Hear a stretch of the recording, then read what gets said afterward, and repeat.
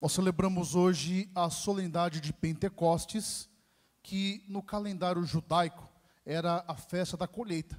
Portanto, nesse dia, a cidade estava cheia porque as pessoas traziam os primeiros feixes. Aquilo que nós falamos sempre no primeiro dia, na primeira hora de cada mês, traziam as primícias ao altar para serem consagradas.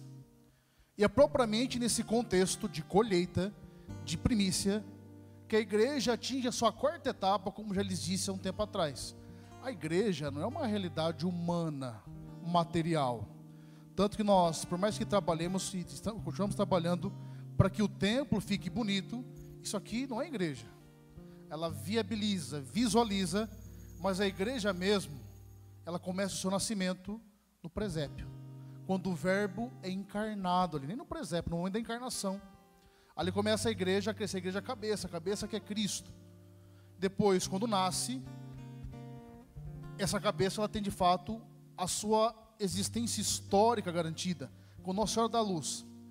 A segunda etapa de formação da igreja, ela acontece durante a vida de Jesus, de maneira mais própria, a sua vida pública, que temos acesso. A gente não sabe muito como Jesus era criança, né? Se bem que tem uns filmes atrapalhados, já viu? É um filme que os passarinhos morrem, Jesus ressuscita os passarinhos. Tem um apócrifo que fala que a criança trombou em Jesus morreu, uma coisa atrapalhada, mas certamente não é verdade. E durante essa vida pública de Jesus, como se tivesse construído a espinha dorsal de quem é, propriamente quem é a igreja, durante a vida pública de Jesus. A terceira etapa de formação da igreja acontece propriamente na cruz, quando o Senhor derrama do solo aberto sangue e água, que os primeiros padres da igreja sempre entenderam será o que prefigurava o sacramento do batismo e da Eucaristia. A quarta etapa de formação da igreja é propriamente Pentecostes, quando o Espírito Santo é derramado sobre todos nós. E essa interpretação não é do Padre Jonas, é de Santo Tomás de Aquino, que mostra como que a igreja surge, o que de fato a igreja é, e é propriamente essa celebração, o que a igreja é, que somos chamados a olhar para dentro de nós e nos perguntar como é que eu tenho me relacionado com Deus. Porque a tentação que todos temos, quando olhamos para a vida de Jesus, é olhar que tem uma vida bonita demais, sim ou não? Muito bonito, não é? A entrega total, mesmo os sinais milagrosos, o amor aos necessitados, uma vida desprendida é maravilhoso. Mas qual que é a tentação nossa? É olhar para Jesus e achar que Jesus foi apenas uma pessoa especial, que ele teve uma graça especial e ele fez o que fez porque era especial. Isso é heresia, sabia? Porque quando Jesus assume a nossa condição humana, exceto no pecado, vai dizer Filipenses 2,7, ele abdicou da sua condição divina. Jesus não agiu entre nós como segunda pessoa divina, ele abdicou, ele se tornou escravo semelhante a nós, exceto no pecado, para dar exemplo para mim e para você. Jesus, que foi cheio do Espírito Santo, ele age segundo esse mesmo Espírito Santo. Agora, deixa eu te fazer uma pergunta. O Espírito Santo que veio sobre Jesus, que foi derramado sobre a igreja em Pentecostes, não é o mesmo Espírito Santo que eu recebi no meu batismo e foi confirmado na crisma, sim ou não? Por que eu não vejo os mesmos resultados? Por que eu não vejo os mesmos sinais? Por que eu não vejo a mesma manifestação desse Espírito na minha vida concreta? Se Jesus, cheio do Espírito, ele volta ao deserto, ele é tentado, ele volta na força do Espírito, proclamando, pregando, as curas acontecem, ele expulsa os demônios, os milagres vão acontecendo, a boa nova vai chegando. Qual que é a diferença? Não, repito, não é o mesmo Espírito Santo? Ou eu só recebi uma pena? Jesus recebeu tudo, recebeu só uma peninha do Espírito Santo, uma parte. Claro que não, gente. A pergunta que eu tenho que fazer para mim, que você tem que fazer para você, será que eu estou aberto mesmo ao Espírito Santo? Porque o que nós chamamos de presença de Deus, no concreto aqui, é o Espírito Santo. Ele é a presença de Deus em nós. Ele é a presença de Deus aqui na igreja. É por isso que somos chamados a nos abrir ao Espírito Santo, para que Ele faça novas todas as coisas. E perceba o que acontece logo no Evangelho. Jesus adentra e como que estão as portas? Fechadas. Por quê? Eles estão com medo. Mas também se mataram Jesus, imagina eles pensando, se mataram o homem. Imagine nós, e o povo morrendo de medo de morrer. É naquele contexto que Jesus aparece, ele mostra as mãos do lado, e por 2 vezes ele deseja a paz. Mas depois ele tem um gesto, ele sopra o Espírito sobre os seus discípulos. E dessa presença do Espírito, tem um desdobramento fundamental, que é o perdão dos pecados. Ele nos perdoa de verdade. Mas, antes de falar do perdão, deixa eu te perguntar, quem aqui tem medo? Levanta a mão. Não precisa falar sobre medo não, pode baixar. O medo, ele é bom em alguns momentos, sabia? Quem tem filho pequenininho sabe, se bota a criança na altura que for, se abrir a mão eles pulam. Porque eles confiam em você, no pai e na mãe. Você pula hoje? Eu desse tamanho não pularia não. Só se for uma cama elástica, e olha lá. A gente vai ficando medo, porque você vem rachar a cabeça. Você vai ver esse povo que anda, eu passo até mal quando vejo, nessas alturas, sabe? Dá um negócio ruim, na verdade, quem tem medo de altura sabe o que é isso. Esse é um medo bom de altura, porque se você não vai cair, se espatifar no chão. Tem medo que é importante, é um recurso de segurança. Mas quantos medos nós não temos, que nos atrapalham de fazer de fato uma experiência de Deus? Quer saber de fato quem é você? A verdade sobre a sua vida? Não olhe tanto suas alegrias, olhe quais são os seus medos. Por trás dos seus medos, que a experiência da sua fragilidade, da minha fragilidade, está aquilo que mais expressa quem de fato eu sou. E quando eu falo fragilidade, eu falo desde o sentimento de insegurança. Tem pessoas que têm um problema, tem pessoas que vão adquirindo crenças ao longo da vida de não merecimento, crenças de pessoas que se sentem inferiores aos outros. Isso vai dando medo na pessoa. A gente tem medo de tudo. Então o povo tem medo demais, tem medo de escuro, a gente tem medo de barulho, medo de lugar fechado, aí por aí vai. Mas existem alguns medos que estão em nossas mãos, mudar ou não.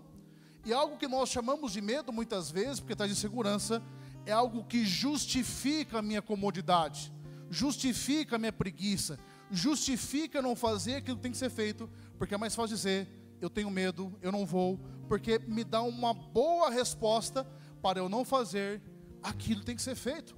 Quando que eu escuto gente, o pessoal fala, nossa, eu tenho medo de me entregar para Deus. Você tem medo de se entregar para Deus? Você andou com carona muito pior na vida aí, não teve medo? Quando você vai num avião, você vai se certificar se o piloto vai dirigir bem? Nem se pilotar, né? Dirigir não, né? Você vai fazer isso? Porque você confia. E por que em Deus a gente não confia? Existe algo entre nós e Deus que somente somente você pode dar esse passo. Quando nós falamos de Pentecostes, eles estavam rezando, vários dias. E para acontecer Pentecostes, como vimos na primeira leitura, o povo teve que jejuar, o povo teve que rezar, o povo teve que se esforçar, teve que ter alimentação, teve que ter logística, teve que ter muita coisa. Não foi fácil, não foi simples. Mas por que que eles receberam o Espírito Santo? Porque permaneceram até o fim. O Espírito Santo não se manifesta na vida de gente frouxa, medrosa, que não quer fazer o que tem que ser feito, que não quer se abrir para ele, não vai perder tempo. É claro, não é que ele vai sair da sua vida, se apartar, mas nós nos privaremos de experimentá-lo de fato como ele é. É por isso que a atitude que Deus espera de mim, espera de você hoje, é uma de abertura à ação do Espírito Santo. É se abrir a Ele, é se abrir a essa manifestação que é palpável, é possível de ser experimentada, mas sem gente mistificar muito. Sabe que na nossa consciência, vai dizer os documentos da igreja, a consciência é um sacrário inviolável, onde Deus fala. Olha que bonito isso. Deus fala na nossa consciência. Quem tem criança pequena em casa, levanta a mão. Pode baixar. Você percebeu quando ele faz arte? Ele esconde, porque ele sabe que ele fez errado. Ou seja, já tem uma consciência ali, de que fez alguma coisa errada. Nós também, não é verdade? Quando você toma uma atitude que você sabe que não está certa, não dá aquela indisposição, ou uma palavra que você não queria que dissesse, isso também é a presença do Espírito Santo em nós. Não uma acusação, mas dizer, está errado alguma coisa aqui. Essa docilidade, ela é importante para que a gente viva essa intimidade com Deus. Deixa eu te perguntar, não precisa me responder. Você tem falado com o Espírito Santo? Você tem falado com Deus? Eu vejo quando eu peço para vocês rezarem com as suas palavras, vocês não conseguem rezar. Entenda uma coisa, não precisa ser uma palavra toda rebuscada. Fala com Deus narrando aquilo que está no seu coração. Essa intimidade com o Espírito Santo. A igreja primitiva, quando ele decide alguma coisa, ele falava assim: nós e o Espírito Santo decidimos. Ou seja, não foi sozinho. Nós tomamos atitude sim, mas iluminados pela ação do Espírito Santo. Há quanto tempo você não coloca nada na sua vida sob a ação do Espírito Santo? E não tem colhido a manifestação dele, até porque a segunda leitura vai dizer que é um único Espírito que se manifesta sobre todos, age por meio de todos, e em todos dá a cada um uma realidade característica. É isso que o Senhor espera de nós hoje.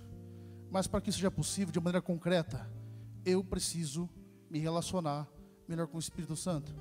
Deixa eu dizer, gente, tem gente que acha que só experimenta Deus quando sente um arrepio, quando sente o coração bater forte. Aí eu fui, mas não senti nada. Pelo amor de Deus, gente. Quer sentir medo, vai numa montanha-russa. É ou não é? A gente fica preso a sentimentos. A moção do Espírito, ela é doce, ele é dócil, ele vem no coração daqueles que desejam a Ele.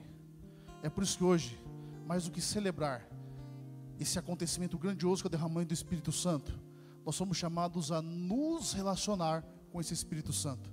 E entenda uma coisa: existe um princípio de cooperação entre Deus e nós. Para usar a expressão talvez não a mais perfeita, é como se fosse um jogo de xadrez. Deus faz os movimentos conforme o movimento que eu faço. Conforme eu caminho em direção a Ele, Ele vem em direção a mim, Ele já está em mim, mas vai crescendo progressivamente essa intimidade conforme eu me aproximo dEle. E sabe qual que é o primeiro passo, e é até uma das missões do Espírito Santo? É nos conscientizar a respeito do que é pecado, do que é errado, do que o que de fato ofende a Deus. Se no seu coração hoje você estiver disposto a perdoar, a se perdoar, a fazer o que tem que ser feito, Deus vai fazer a parte dele. A grande questão: será que nós estamos dispostos? Será que eu quero hoje me entregar a Deus e ver essa vida nova? Será que eu estou disposto, de fato, a deixar que o Espírito Santo faça novas todas as coisas em minha vida? Esse é o grande desafio que nos é proposto hoje. Por isso, já vai olhando para o seu coração e se perguntando: como que meu coração está aqui hoje? Quando eu falo do coração, gente, o coração aqui, de fato, a sua consciência, a sua percepção das coisas. Como que está a sua relação com Deus?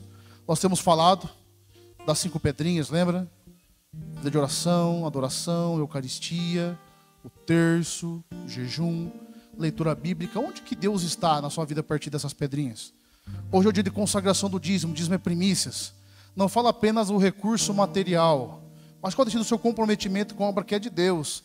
Como pode dizer a igreja, não é uma estrutura humana, é uma estrutura espiritual. Que lugar Deus tem ocupado nos seus bens, nos seus recursos? Que lugar Deus tem ocupado nos seus relacionamentos? Qual que é a resposta que nós damos a Deus? Entenda uma coisa. Tem um pessoal que fala, eu sempre brinco, né? Mas Deus sabe o meu coração. É até bonito, né? Parece que é a pessoa mais injustiçada do mundo, né? Ele sabe.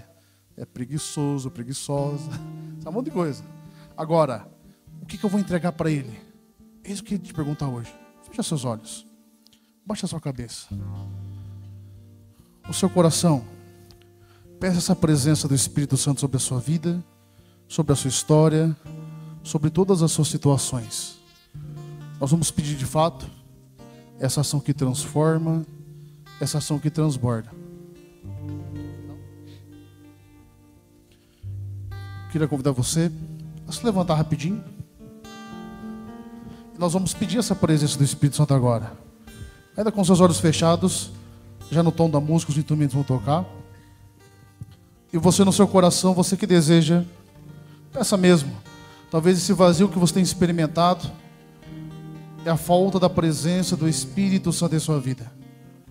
Por isso cantemos, pedindo a presença do Espírito Santo sobre nós. Espírito, juntos, força, Espírito. Espírito Santo. Espírito Santo de Deus. Vai levantando os seus braços e cantando: Espírito. Espírito. Força, igreja, Espírito. Espírito. Espírito Santo. Espírito Santo de Deus. Canta para Ele. Vem controlar. Vem controlar todo o meu ser. Vem, Senhor, dirigir o meu viver. Vem dirigir o meu viver. Coloca a mão na sua cabeça, o meu pensar.